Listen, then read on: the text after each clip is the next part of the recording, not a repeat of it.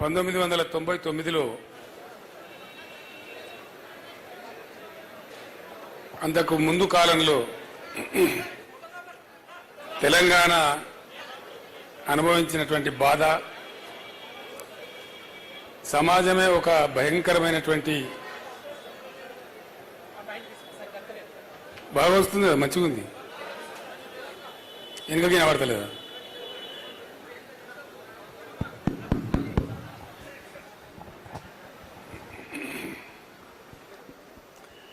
ఊహించుకుంటేనే కొంచెం ఇప్పుడు కూడా దుఃఖం వచ్చేటువంటి పరిస్థితి.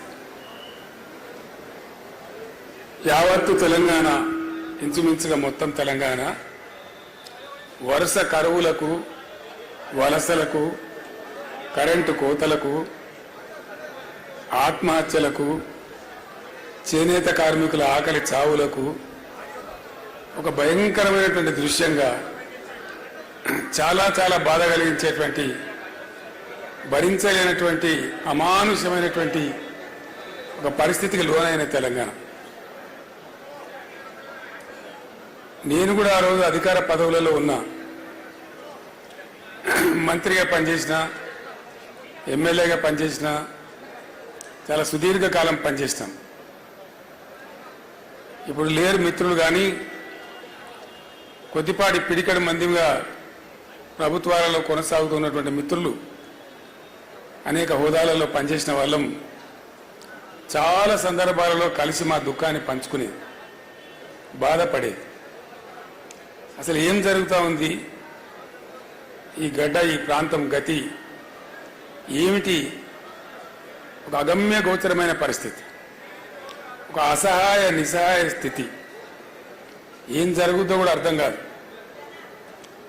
నేను ఎమ్మెల్యేగా ఉండే టైంలో మన తెలంగాణ ప్రాంతానికి సంబంధించినటువంటి ఒక 25-30 మంది శాసనసభ్యులతోని కనీసం ఒక 30 సార్లు సమావేశాలు పెట్టినాం. ఏం చేద్దాం, అసలు ఏం చేయాలా, ఏం జరగాల, మన గతి ఇంతేనా, మనకేమి నిష్కృతి లేదా, ఎవరు కూడా చెప్పలేని పరిస్థితి. ఒక పరిహాసాస్పదంగా తెలంగాణ అంశం మారిన పరిస్థితి. ఆ రోజు కరెక్ట్గా సిచ్యువేషన్ ఏంటంటే, ఎవరో కొంతమంది కొన్ని సందర్భాలలో తమ చిల్లర రాజకీయ అవసరాల కోసం తెలంగాణ ఉద్యమాన్ని ప్రారంభించడం, దాన్ని నెల, 2 నెలలు, 3 నెలలు, 4 నెలలు నడిపి కాడెత్తేయడం, వేరే వాళ్ళ కంటే కూడా తెలంగాణ వాళ్ళు కూడా తెలంగాణను హాస్యాస్పదం చేసేటువంటి స్థితికి నెట్టివేసినారు. ఆ బాబు, ఆ ఫోటో ఉండి అమ్మా, తర్వాత తీసుకుందాం, పట్టుకోను, ఈ టైంలో కాదు కదా, ఆ ఫోటో అక్కడ పెట్టుకో, 4 ముచ్చట్లు మాట్లాడుకున్నాక పెట్టుకుందాం అదంతా. సో అట్లా ఎవ్వరు కూడా తెలంగాణ రాష్ట్రం వచ్చుడు కాదు, అసలు తెలంగాణ అంటే మాట్లాడుడే కష్టం.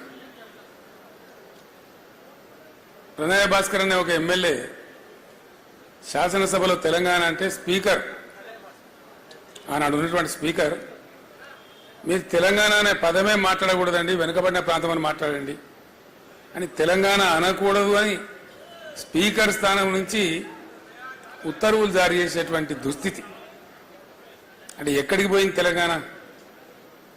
చాలా భయంకరం. ఊహించుకుంటే తెలంగాణ అనవద్దు అని శాసనసభలో స్వయంగా సభాపతి గారు చెప్తారు. So where was Telangana? Very dangerous situation. ప్రణయ భాస్కర్, వినయ్ భాస్కర్ వాళ్ళ అన్న, నేను కరెక్ట్గా చెప్పిన, మీరే కరెక్ట్గా వినలే. సో చాలా దుర్భరమైన పరిస్థితి. ఎక్కడన్నా ఏదైనా సందర్భంలో 10 మంది కూర్చున్న చోట తెలంగాణ ముచ్చట పడితే క్యా లగాయ భయ్, క్యా దుకాన్ లగాయ, అంత ఈజీగా, అంత పేలవం అయిపోయింది తెలంగాణ. ఎటువంటి బాధలంటే, ఆనాడు నా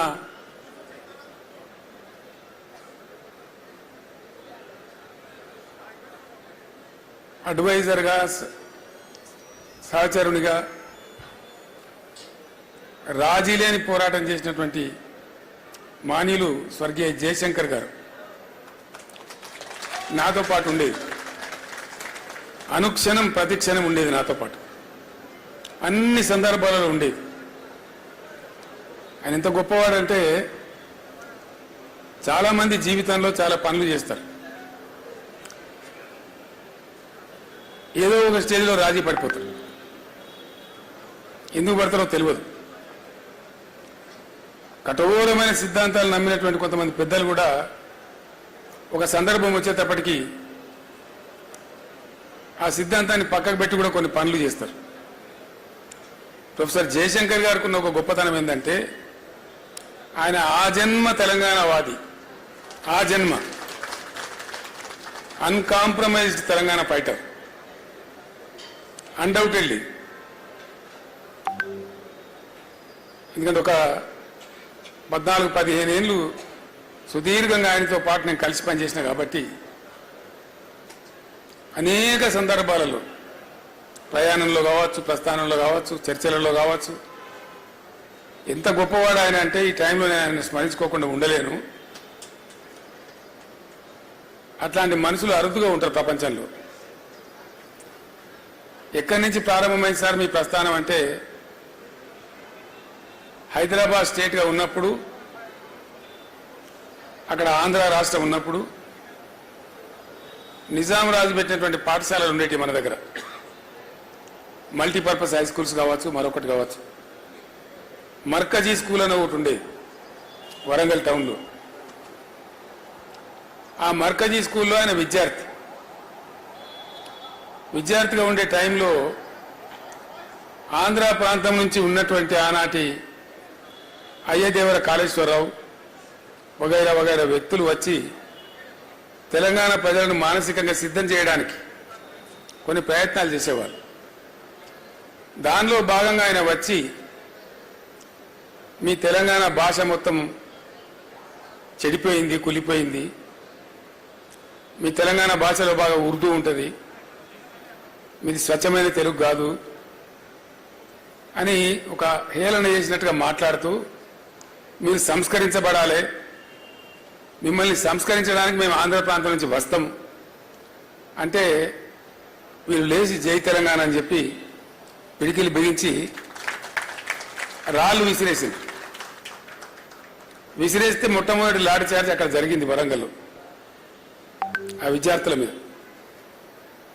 అంతకుముందు కూడా ఖమ్మంలో కొంత జరిగింది, కానీ ఇది తెలంగాణ ఏర్పాటు అయిన తర్వాత ఖమ్మంలో జరిగింది. తెలంగాణ ఏర్పడక ముందు హైదరాబాద్ స్టేట్గా ఉన్నప్పుడు జరిగిన సంఘటన ఇది. అక్కడి నుంచి ఆయన ఏ రోజుకైనా సరే తెలంగాణ తన అస్తిత్వాన్ని కోల్పోకూడదు, తెలంగాణ తెలంగాణగానే ఉండాలి అని మనసులో పూర్తిగా బాగా సంకల్పం తీసుకొని ఆయన జీవితకాలం అంతా కూడా పనిచేసిండు. ఎట్లా దోస్తే అట్లా, ఆయనకి ఎంత చేతనైతే అట్లా. ఆనాడు ఉన్నటువంటి ముఖ్యమంత్రి బ్రహ్మానంద రెడ్డి గారు స్వయంగా పిలిచి బెదిరిస్తే కూడా నేను ఊసి చేస్తామంటే చేయండి సార్, మీ చేతిలో అధికారం ఉంది, నేను మాత్రం తెలంగాణ పందా వీడే ప్రశ్నే లేదు అని చెప్పి నిలబడ్డ దీశాలు. అట్లా ఇంక అనేక సందర్భాలు, అనేక బెదిరింపులు, అనేక ఇది. ఒక తీయటి అనుభవం ఏంటంటే వారితోని వారు ఎంత అన్కాంప్రమైజ్డ్, ఎంత రాజీ లేని పోరాట పంద ఉన్న వ్యక్తి అంటే, సరే జరిగింది, జరుగుతా వచ్చింది, చరిత్ర అంతా జరిగింది, విలీనమైంది. విలీనం టైంలో సిటీ కాలేజ్ దగ్గర 7 విద్యార్థులను చంపేసినారు కాల్పులలో. అవన్నిటికీ సాక్షి ఆయన. తదనంతరం తెలంగాణ ఉద్యమం కోసం కూడా పరితపించిన వ్యక్తి. 69లో ఉద్యమం వచ్చింది, చాలా ఉవ్వెత్తున ఎగిసిపడ్డది. చాలామంది పెద్దలు పోరాటం చేసినారు, వాళ్ళని కూడా మనము సదా స్మరణీయులు. వాళ్ళు నా ముందు కూర్చున్నారు విజయసింహారెడ్డి గారు, నల్గొండ నాయకులు. వారి తండ్రి గారు బ్రహ్మాండమైనటువంటి కృష్ణారెడ్డి గారు ఆ రోజు పోరాటంలో అగ్రభాగంలో ఉన్నారు. నా పక్కన ఉన్న పోచారం శ్రీనివాసరెడ్డి గారు 69లో ఇక్కడ ఇంజనీరింగ్ కాలేజీ విద్యార్థిగా ఉంటూ పాలిటెక్నిక్ కాలేజీలో అనేక సార్లు లాఠీ దెబ్బలు తిని జైలుకు పోయినారు. ఇట్లా చాలా మంది గురించి చాలా మందికి తెలియదు. అనేకులు పనిచేసినారు, పని చేయలేదని ముచ్చట్లేదు. వారందరూ కూడా మనకు సదా స్మరణీయులు. వాళ్ళందరికీ మనం చేయెత్తి మొక్కాల్సిందే. ఉవ్వెత్తిన ఎగిసిపడ్డ ఆ ఉద్యమం కొద్దిగా పందా యొక్క లోపం వల్ల, వ్యూహ లోపం వల్ల అది ఘోరంగా విఫలమైపోయింది. విఫలమైన తర్వాత కూడా జయశంకర్ గారు తన పందా వీడలే. ఆయన రాస్తూనే ఉన్నాడు, సమీకరిస్తూనే ఉన్నాడు, ప్రతి సంవత్సరం బడ్జెట్లు అనాలిసిస్ చేస్తూనే ఉన్నాడు, తెలంగాణకు జరిగే అన్యాయాలను రికార్డు చేస్తూనే ఉన్నాడు. ఆ రోజుల్లో కంప్యూటర్ ఉండేది కాదు. కంప్యూటర్ వచ్చేదాకా, కంప్యూటర్ వచ్చిన తర్వాత కూడా ఆయన రికార్డు చేస్తూనే ఉన్నాడు. చేసి జరుగుతూ ఉండే. నేను అడిగిన ఒక రోజు, జయశంకర్ గారు 69లో ఘోరమైన వైఫల్యం వచ్చింది కదా, ఇంకో విచిత్రమైన విషయం మీకు గుర్తు చేయాలి. నేను ఇవి అవసరం, మనకు తెలియాల్సిన అవసరం ఉంది. మీరంతా ఈ స్టేజీ పైన కానీ కింద కానీ అతి ముఖ్యమైన నాయకులు ఉన్నారు కాబట్టి ఈ విషయం నేను మీతో పంచుకోవాలనుకుంటా ఉన్నా. 69 ఉద్యమంలో ప్రధానమైనటువంటి అంశం ముల్కీ రూల్స్, చాలా ప్రధానమైన అంశం. ఆనాడు ఉన్నటువంటి యువకులు, చదువుకుంటున్న విద్యార్థులు, ప్లస్ ఉద్యోగులుగా ఉన్నటువంటి వాళ్ళు, మన టీఎన్జిఓలు, వాళ్ళు కూడా బాగా హైలైట్ చేసి కొట్లాడిన విషయం ఏంటంటే ముల్కీ రూల్స్. మేము చదువుకుంటే ఏం లాభం, మా ఉద్యోగాలు మాకు వస్తలేవు కదా, తస్కరించబడుతున్నాయి కదా అనేదే మేజర్.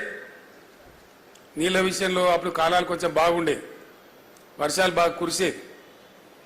ఈ మన మన మన ఉద్యమ ప్రస్థానంలో జరిగిన ప్రస్తావన తక్కువ ఉండేది అప్పుడు, కానీ ప్రధానంగా ముల్కీ రూల్స్ మీదనే ఉండేది. ఒక విచిత్రమైనటువంటి పరిస్థితి ఏంటంటే ముల్కీ రూల్స్ పేరిటనే అసలు అందులో పాల్గొన్న వాళ్ళు చెప్తే కళ్ళకు నీళ్లు వస్తాయి మనకు. రాజ్భవన్ గేట్ ఎదురుగా ఒక సంఘటన, వాళ్ళు బుల్లెట్లు కొడతా ఉంటే వీళ్ళు రాళ్ళు కొడతా ఉన్నారు, చచ్చిపోతున్నారు.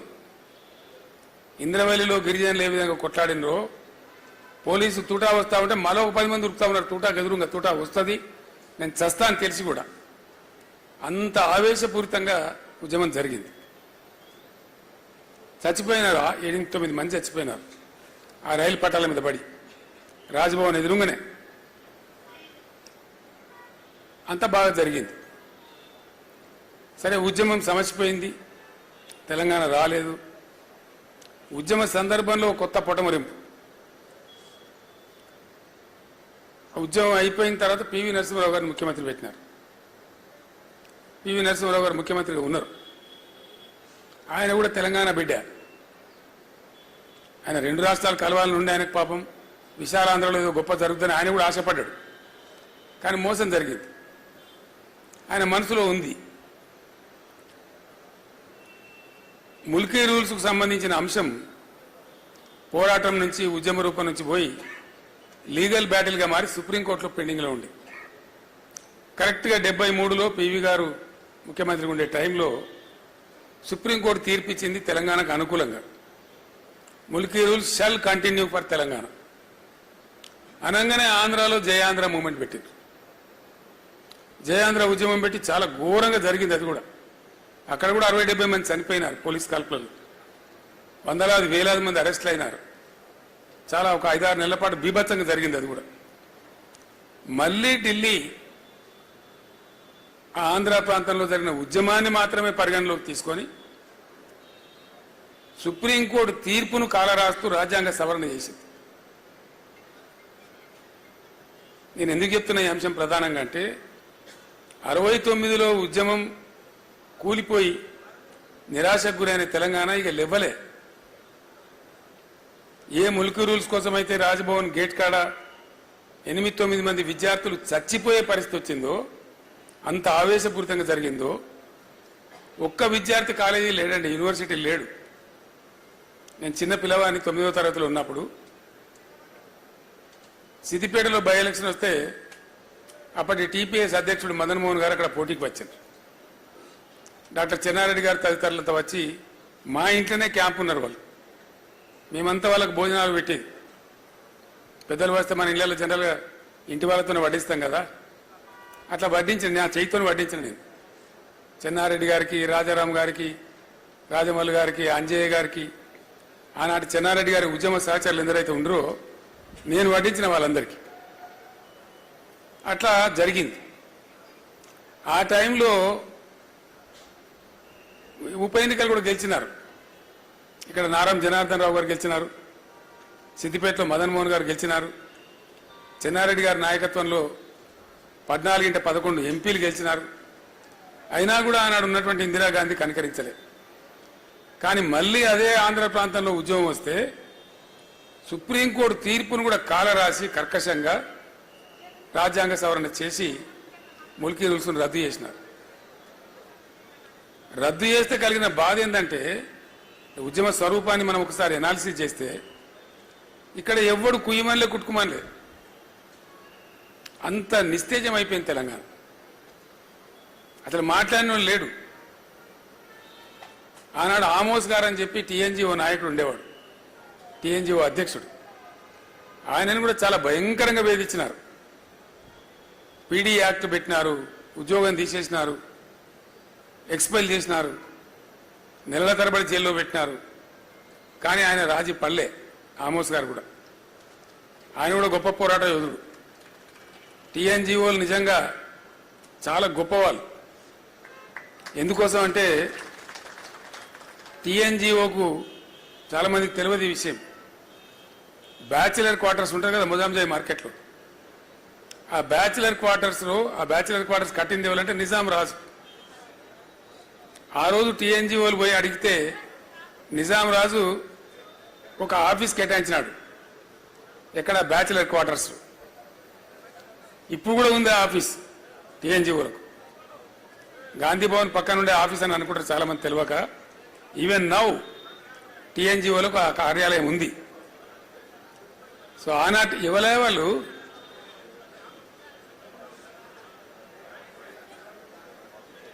సబ్జెక్ట్ పట్టలేని వాళ్ళు వాళ్ళని పంపిస్తే మంచిది. అక్కడికి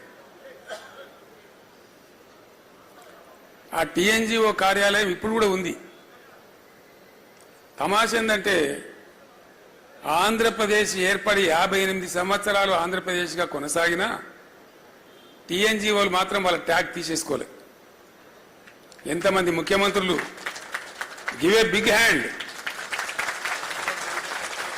ఎంతమంది ముఖ్యమంత్రులు ఉన్నారు కదా. స్వామిగౌడ్ గారా వారు టీఎన్జీఓ అధ్యక్షులుగా పనిచేసిన ఉద్యమంలో ఉరువు తొలగించారు.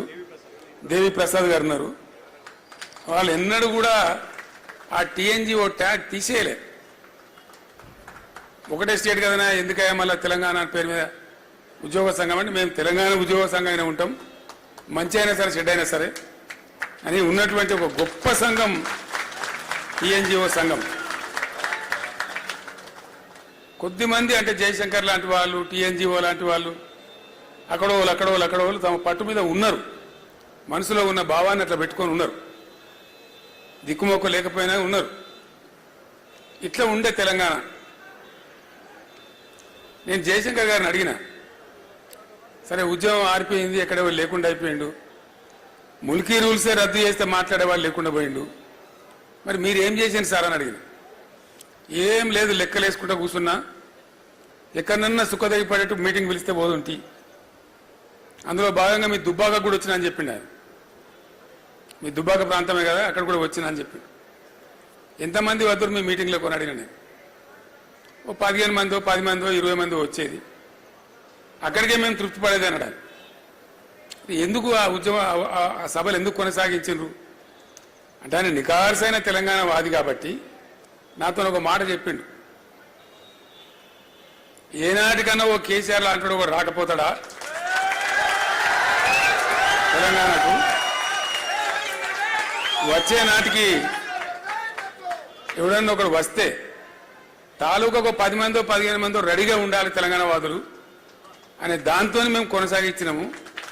ఆ సోయి మిగిలింటే చాలు అనుకొని ఆ తిప్పల పడ్డాము అని చెప్పిండు ఆయన. అంటే నికార్సైన తెలంగాణ వాదులు, నిజమైన తెలంగాణ వాదులు అవి అట్లా పనిచేసిండ్రు, అట్లా ఉన్నారు. పాపం ఆశ లేదు, ఆదరించే వాళ్ళు లేడు, అన్నం పెట్టేవాళ్ళు లేడు, కార్లు లేవు, బ్యాండ్లు లేవు, మేళాలు లేవు, ఏం లేదు. వ్యక్తులుగా ఉన్నా కూడా వాళ్ళ పట్టుదల అంత గొప్పగా ఉండి పనిచేసిండ్రు. సో వారితో పాటు కొంతమంది సహచరులు ఎప్పటికప్పుడు షేర్ చేసుకునే వాళ్ళు ఉన్నారు. నిజానికి నేను ఉద్యమం ప్రారంభించేదాకా జయశంకర్ అనే ఒక వ్యక్తి ఉండని నాకు కూడా తెలియదు. I never knew. ఎంత కూరుకపోయింది పాతాళ లోకంలో అంటే చాలా దారుణంగా. అసలు మనోళ్ళే మొత్తం హైదరాబాద్లో బతుకమ్మ పండుగ ఆడితే మోటు ఆడే పరిస్థితి లేదు. తెలంగాణ బిడ్డలే కానీ బతుకమ్మ ఆడితే ఏమనుకుంటారో ఏందో అనే పరిస్థితి హైదరాబాద్లో. మనోళ్ళంతా ఆనగకాయ బంద్ చేసి సొరకాయని మొదలుపెట్టారు, పుంటికూర బంద్ చేసి గోంగూరను మొదలుపెట్టారు. అంటే మన మాతృభాషను, మన స్వతహాగా మన పుట్టినప్పటి నుంచి ఉన్నటువంటి భాషను కూడా మాట్లాడితే మొరటేమో ఏమని అనుకుంటారేమో అనే స్థాయికి నెట్టివేయబడ్డది తెలంగాణ. ఘోరాతి ఘోరం. నేను జయశంకర్ గారు ఒకరోజు ఉద్యమంలో తిరుగుతా ఉన్నాం. ఆ పై ప్రాంతానికి పోయినాము, ఆదిలాబాద్ బహుశా ఏ ప్రాంతానికి పోయినామో. తిరిగి హైదరాబాద్ వస్తూ ఉన్నాం. వస్తూ ఉంటే పైనుంచి కోరుట్ల జగిత్యాల నుంచి ఆ సిరిసిల్ల మీదుగా వస్తూ ఉన్నాం. సిరిసిల్ల పట్టణంలో రాత్రి మేము 11:45 అవుతా ఉంది. కారు హెడ్ లైట్లలో కనపడుతున్నాయి, గోడల మీద నినాదాలు. విపరీతంగా పదుల సంఖ్యలో చచ్చిపోతారు. దుబ్బాకలో, పోచంపల్లిలో, సిరిసిల్లలో, ఇంకా అనేక చేనేత ప్రాంతాలలో డజన్ మంది చచ్చిపోడు, 6 చచ్చిపోడు, 7 చచ్చిపోడు ఒకటే రోజు. అక్కడ ఉన్న కలెక్టర్ గారు జనార్దన్ రెడ్డి గారు అని ఉండే పాపం, జాయింట్ కలెక్టర్. ఆయన గోడల మీద రాయించండి రాతలు. ఏమి రాయించిందంటే ఆత్మహత్యలు, సావులు సమస్యకు పరిష్కారం కావు, మీరు చావకండి. అప్పటికి 60 ఏళ్ళు 65 ఏళ్ళు స్వతంత్రం వచ్చి దేశానికి. నేను జయశంకర్ గారితో 60 ఏళ్ళ స్వతంత్ర దేశంలో ఏమో గీ నినాదాలు మనం గొడవల మీద చూసేది. ప్రపంచం ఎటుపోతుంది, మనం ఎటుపోతున్నాం, మనం బతికేం సార్ ఈ తెలంగాణ అంటే. ఇక అయితే నీతో కావాలని ఆ కేసీఆర్ను దండాడాలి. ఇవ్వకుండా నువ్వు గట్టిగా మొండి ఉన్నావు, నువ్వే కొసదాకా నిలబడాలి, ఏం చేస్తావో చేయాలి అని. అంటే అట్లాంటి సందర్భాలు. తెలంగాణ అంటే అంత చులకన భావం, ఏహ్య భావం. తెలంగాణలో ఉండే శాసనసభ్యులకు ఓనోను కొంత మనసులో ఉన్నా ఏం చేయగలుగుతాం, మనం ఏం చేయలేం కదా. నేను మీటింగ్లో పెట్టినప్పుడల్లా ప్రతివాడు అన్నా మన ఉద్యోగాలు పోతే తప్ప మన తెలంగాణలో మనం నమ్మరు, ఇది అయ్యేది కాదు పోయేది కాదు, వృధా ప్రయాస అనే ఒక నిర్లిప్తత, నిరాశ, అసహాయ పరిస్థితి ఎల్లిడలు కనపడేది. ఈ నిర్లిప్తత ఎంత పెరుగుతూ పోయిందో తెలంగాణ పరిస్థితులు కూడా, సామాజిక పరిస్థితులు కూడా అంత దారుణంగా దిగజారుతూ పోయినాయి. బతుకమ్మ అని ఒక సినిమా తీద్దామని మనం ప్రయత్నం చేసినాం. నేనంతా రాసిపెట్టినట్టు కథ, కానీ మన తెలంగాణలో దుర్మార్గులు ఎక్కువ కదా. వాడు దండన పోయి రిజిస్ట్రేషన్ చేసి వాడు మొదలుపెట్టిన దుకాణం. వాడు ఏం తీయలేదు, సన్నాసాలు ఏం లేదు. యాక్చువల్లీ పోతుగల్ అని ఒక ఊరు ఉంటుందండి. ఆ పోతుగల్ ఊరు పక్కనే ఇంకో ఊరు ఉంటుంది. ఆ ఊరికి మా అక్కనిచ్చినాం. గూడూరు అనే ఊరు ఉంటుంది. మా సిస్టర్ని ఇచ్చినాం. మా ఊర్లో పాఠశాల లేకుండే. ఎంత గొప్పగా ఉండే తెలంగాణ అంటే, నేను ప్రైమరీ స్కూల్ చదువుకున్న టైంలో మా ఊళ్ళో సర్కారు స్కూలే లేదు. నన్ను మా నాయన ఊరికి పంపించింది. అక్కడ కూడా భట్రాజు బల్లే చదువుకున్నాను నేను. తవ్వలు, మానకలు, అడ్డలు, ఈసాలు, పరకలు, బొట్లు. నా చదువు అక్కడి నుంచి ప్రారంభమైంది. పెద్ద బాల శిక్ష బాబత్ చదువు. అక్కడ అప్పర్ మానేరు నుంచి వచ్చే కెనాల్ ఏదైతే ఉంటుందో దాన్ని నేను ఈత కొట్టేది. నేను స్వయంగా దాన్ని ఈత కొట్టేది నా దోస్తులతో కలిసి. ఆ పోతుగల్ అనే ఊర్లో చూస్తుండగానే బ్రహ్మాండంగా అద్భుతమైనటువంటి రైస్ మిల్స్ వచ్చినాయి. చాలా ఒకరికి పోటీ ఒకరు దాదాపు ఒక 15-20 రైస్ మిల్స్ వచ్చినాయి పెద్దవి. అది ఇంచుమించు ఒక వ్యాపార కేంద్రంగా, ఒక వడ్ల కొనుగోలు కేంద్రంగా మారింది. నా కళ్ళ ముందర నేను సాక్షి ఉంది. ఎట్టెట్ల తెలంగాణలో పరిస్థితులు దిగజారుతున్నాయో, ఒక్కటంటే ఒకటి కూడా లేకుండా ఆ రైస్ మిల్ అన్ని మాయమైపోయినాయి. గొప్ప సీన్ ఉండే బతుకమ్మ సినిమా కోసం. ఏ విధంగా పరిస్థితి దిగజారిన తెలంగాణలో అనేదానికి, అప్పర్ మానేరు కాలువ పారినప్పుడు ఎట్లా పెరిగింది, ఆ కాలువ బంద్ అవుతా ఉంటే ఎండిపోతా ఉంటే ఎట్లా పోయింది తెలంగాణ అనే దానికి సజీవ సాక్ష్యంగా నా కళ్ళ ముందు నేను సాక్షిగా ఉన్నటువంటి ఘట్టం. ఇట్లా అనేక చోట్ల ఇక చెప్పుకుంటూ పోతే రేపు గీయాల దాకా చెప్పిన ఉడవది. అందరు బాధితులే. బంజారాహిల్స్లో అప్పుడు మన కార్యాలయం ఉండే. కూర్చొని ఉన్నాం మధ్యాహ్నం పూట. మహబూబ్నగర్ జిల్లా నుంచి ఒక 30-40 మంది రైతులు వచ్చారు. వాళ్ళు లోపలికి చెప్పాను సార్ మహబూబ్నగర్ జిల్లా వాళ్ళు వచ్చి కలుస్తారట.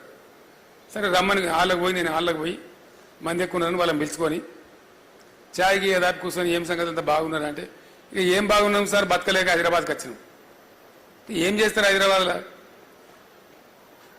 ఛాయ్ అడ్డకూలి సరిగా ఏ పని దొరుకుతా పనికి ఈ పని ఏం లేదు అడ్డా మీద పోయి కూర్చుంటాం ఏది దొరుకుతుంది అని వాళ్ళు ఏం చెప్పారు. ఈయననే మా భూస్వామి సార్ ఈయననే మా రెడ్డి ఆ జిల్లాలో మాట్లాడతారు అట్లా ఈయననే మా రెడ్డి సార్ మా గీన భూములు మేము పనిచేసేది ఈయనకు 60 ఎకరాల భూమి ఉన్నది బతకలేక ఈయన కూడా మాతో వచ్చిందని చెప్పి మరి ఏం చేస్తున్నా ఆయన కూడా కూలి పని చేస్తున్నట్టే లేసారిగా మా పటేలని మేము ఇచ్చేతుకు ముఖద్దామని పెట్టుకున్నాము. మాకు ఇచ్చే కూలి లెక్కలు అతను పెద్ద మనిషిలాగా పెట్టుకున్నాము. మా కళ్ళ ముందే ఆయన కూలి చేయడం ఇష్టం లేక అని కళ్ళకు నీళ్ళు తీసుకొని చెప్పారు వాళ్ళు. ఇటువంటి ఎన్నో రకాల బాధలు మొత్తం పాలమూరు జిల్లా బొంబాయి బస్సుల కాలవాలం కావడం ఒక హృదయ విదారకమైనటువంటి దృశ్యం. కానీ దురదృష్టం ఏంటంటే ఆనాడు ఉన్నటువంటి తెలంగాణలో ఉన్నటువంటి కాంగ్రెస్ నాయకులు కానీ టీడీపీ నాయకులు కానీ కేవలం రాజకీయాలు వాళ్ళ పదవులు వాళ్ళ కోసం చూసుకున్నారు తప్ప ఒక్కడు కూడా గట్టిగా స్పందించి తెలంగాణ కోసం మాట్లాడాలి కనీసం వాళ్ళ జిల్లాకు జరిగే నమ్మలేరు. మీకు కూడా చాలా మందికి తెలియదు ఈ విషయం. ఇక్కడ జలసాధన మనం ఎప్పుడో చేసినాం మీరు మర్చిపోయారు. బచావత్ ట్రిబ్యునల్ అని ఒక ట్రిబ్యునల్ ఉంటుంది. 1974లో వాళ్ళు 2 నదుల నీళ్లు కేటాయించినారు గోదావరి కృష్ణా నది నీళ్లు కేటాయించేటప్పుడు ఆయన కామెంట్ రాసిండు ఆ బచావత్ జడ్జి గారు. బచావత్ అంటే ఆయన సుప్రీంకోర్టు రిటైర్డ్ జడ్జి న్యాయమైన మనిషి ఆ రోజుల్లో చాలా న్యాయమైన మనుషులు ఉంటుంది.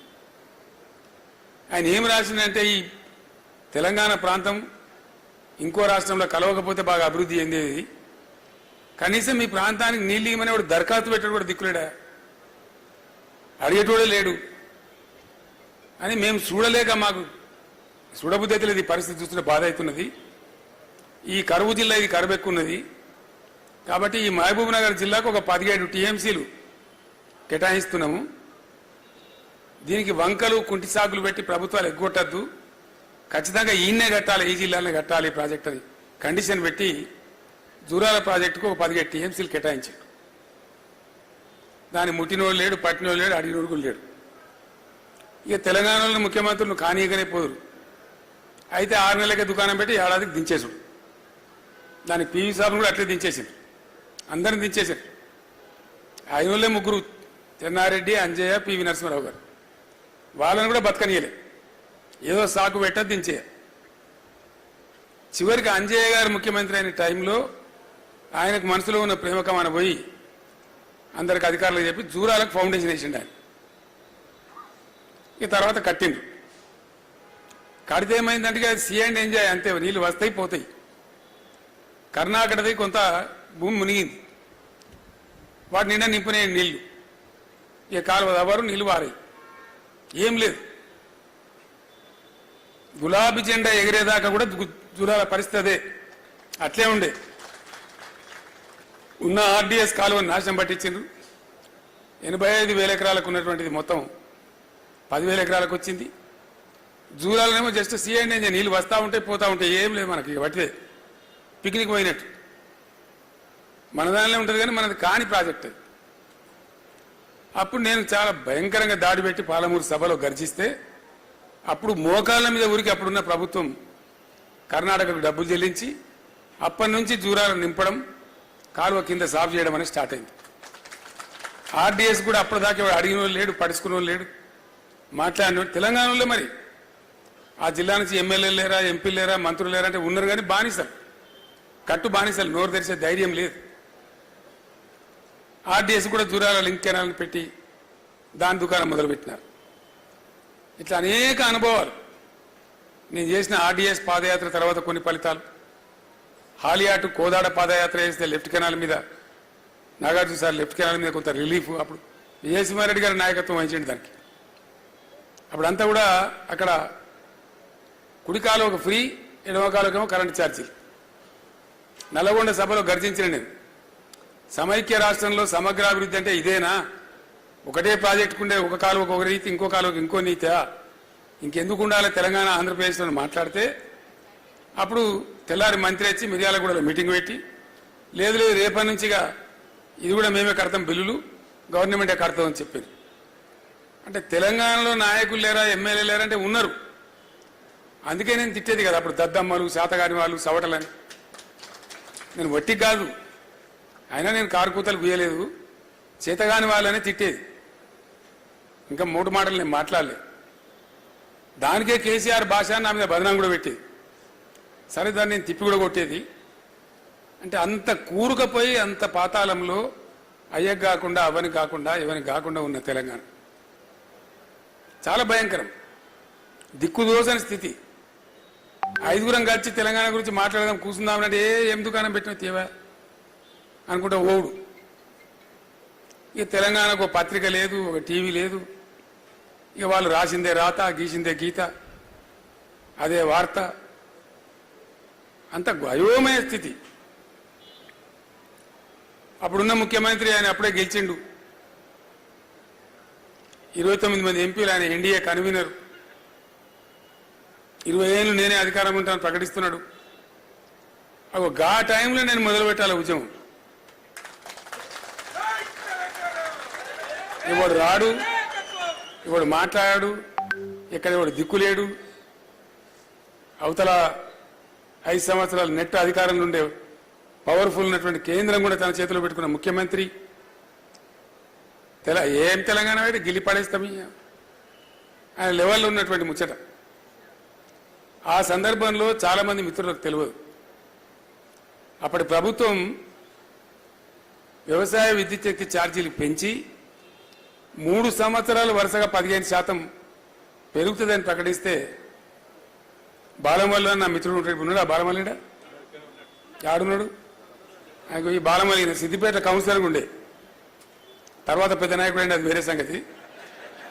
సిద్దిపేట మున్సిపల్ కౌన్సిలర్ ఉండే, నేను డిప్యూటీ స్పీకర్గా ఉన్నా. ఆ రోజు అంతా విజిటర్లు వస్తే పంపించినాం. చివరికి మేము ఇద్దరమే మిగిలితే ఇద్దరం పోయి లోపల డైనింగ్ హాల్ కాడ అన్నం తిని నేను చేయి తుడుచుకుంటూ హాల్లోకి వస్తున్నా. అప్పుడు ఇన్ని టీవీలు లేవు, ఒకే ఒక టీవీ ఉండే, తేజ టీవీ ఛానల్ ఉండే. అప్పుడు వాడు రోజుకు 4 మాటల వార్తలు చదివేది అంతే. నేను వచ్చేటప్పుడు వాడు ఏం చదువుతున్నాడంటే మధ్యాహ్నం వార్తలు చదువుతున్నాడు. దానిలో ఆ వార్తలు నేను ఏం చూసినంటే ఇట్లా విద్యుత్ శక్తి ఛార్జీలు ఈ విధంగా పెంచినారు వ్యవసాయానికి. ఇక ఆకాశం అంత ఎత్తి విరిగిపోయింది. పెంచినరు, పెంచిన తర్వాత ఇక ముఖ్యమంత్రి గారు విజయవాడ వెళ్ళిపోయినని వచ్చింది. నేను ఒక 2-3 విలేకరులకు ఫోన్ చేశాను. ఏమిరా బాకి ఇట్లా వార్త వచ్చింది నిజమేనంటే నిజమే సార్, ఆ విలేకరుల సమావేశంలో నేను కూడా ఉన్నా. ఇక నేను ఎవరిని కన్సల్ట్ చేయలే, అది భగవంతుని ఆజ్ఞనో మరి ఏందో తెలియదా గడియేందో. ఎవరిని అంటే ఏమన్నా నాకు ఇంపల్స్ కోపం వచ్చింది. ఏమైతే అయితే ఇక సచిందో ఉన్నాడు బతికిందో అన్నాడు, జో హోతా హోతా దేఖలేంగి అని చెప్పి బాలమల్లు నేను వచ్చిన టేబుల్ మీద కూర్చొని బాలమల్లు లెటర్ ప్యాడ్ తీసుకొని చెప్పిన. బాలమల్లు తీసుకున్నాడు, నేను డిక్టేషన్ చేసిన, ఉత్తరం రాసినాం ముఖ్యమంత్రికి, సంతకం పెట్టినాం. టైప్ కూడా చేయలే, మ్యాన్ స్క్రిప్టే. చేతితో రాసిన ఉత్తరాన్ని ఒక 50 కాపీలు చేసి పేపర్లకు పంపించేసి చెప్పిన. దానిలో నేను స్పష్టంగా ఒక మాట చెప్పిన, ఈ విద్యుత్ శక్తి ఛార్జీల పెంపుదల గురించి గతంలో క్యాబినెట్లోనే నేను గొడవపడ్డా, అప్పుడేదో కొంత రాజీ పడ్డాం. కానీ ఇప్పుడు ఇలా పెంచిన విద్యుత్ శక్తి ఛార్జీలతో జరిగేది ఏంటంటే ఇక తెలంగాణ రైతు వ్యవసాయం చేయలేడు. ఇక మేము ప్రజాప్రతినిధులుగా ఉండి, ఎమ్మెల్యేలుగా ఉండి, డిప్యూటీ స్పీకర్, డిప్యూటీ స్పీకర్ ఉండి, ఇవన్నీ ఉండి మా కళ్ళ ముందరనే మా రైతులు ఇట్లా బొండిగా మెడలు విసికేస్తూ ఉంటే మేము మౌనం పాటిస్తే మా జీవితాలకు అర్థం లేదు, వేస్ట్ మేము బతికి కూడా. కాబట్టి మీరు విద్యుత్ శక్తి ఛార్జీలు వాపసు తీసుకోండి, లేకపోతే సమైక్య రాష్ట్రంలో మా రైతులకు న్యాయం జరుగుతుంది అనే ముచ్చట వట్టిదైపోతుంది. ఇక తెలంగాణ రాష్ట్రం ఏర్పడితేనే తెలంగాణ రైతులకు లాభం జరుగుతుందని భావించి నేను తెలంగాణ రాష్ట్రం కోసం ఉద్యమం చేయవలసి వస్తుంది అని చెప్పి నేను లెటర్ రాస్తాను. సరే తెల్లారి పేపర్లో వచ్చింది, అంత జరిగిపోయింది. దాని తర్వాత కొంతమంది తెలంగాణ వాదులు నా దగ్గరకు వచ్చింది. నేను లోపల కూర్చున్న ఛాంబర్లో చిట్టి పంపించారు నాకు, ఆ చిట్టి మీద ఏముందంటే 69 ఉద్యమకారులు అని ఉన్నది, పేర్లు రాయాలి వాళ్ళ పాపం. సరిగా నేను లోపల పిలుచుకున్నా, ఒక 5గురు వచ్చారు. వాళ్ళకి ఛాయగిట్ట దాకా మాట్లాడినా. మీరు ఇంతమంది ఉన్నారా, ఇంకున్నారా అంటే ఉన్నాం సార్, ఇంకో 20 మంది దాకా ఉన్నాం. అంతే, తెలంగాణ అంటే ఎక్కడ లేదు, ఓ 20 మంది ఉన్నాం, కలిసి మాట్లాడదాం సార్ అంటే మీరు రేపు రండి, భోజనానికి రండి. వట్టిగా జై తెలంగాణ అంటే తెలంగాణ రాదా బాబు, దానికి వ్యూహము పంద చాలా తెలివి కావాలి. అసలు తెలంగాణ రాష్ట్రం ఈ దేశంలో ఎట్లా ఏర్పడుతుందనే కనీస అవగాహన ఉండాలి మనకు. కాబట్టి రేపు వస్తే మంచిగా విస్తారంగా మాట్లాడదాం, మీరు లంచ్కే రండి అని చెప్పి 50 మందికి అన్నం ప్రిపేర్ చేసాం. వాళ్ళు 25-30 మంది వచ్చారు. అందరం తిన్నాం, హాల్లో కూర్చున్నాం. కూర్చున్న తర్వాత మాట్లాడు, సార్ మీరు రావాలి, ముందుకు రావాలి, ఉద్యమం మొదలు పెట్టాలి సార్ అని అడిగిన. ఉద్యమం దేనికోసం, ఏంది అసలు, ఉద్యమం అంటే ఏంది? నాకు ఒక క్వశ్చన్ మీరు ఆన్సర్ చెప్పాలని అడిగిన. ఏంది ఇది, స్ట్రీట్ ఫైటా స్టేట్ ఫైటా? రాష్ట్రం కోసం పోరాటమా లేకపోతే వీధిలో పోరాటమా? ఇది తెలుసాలి మీరు.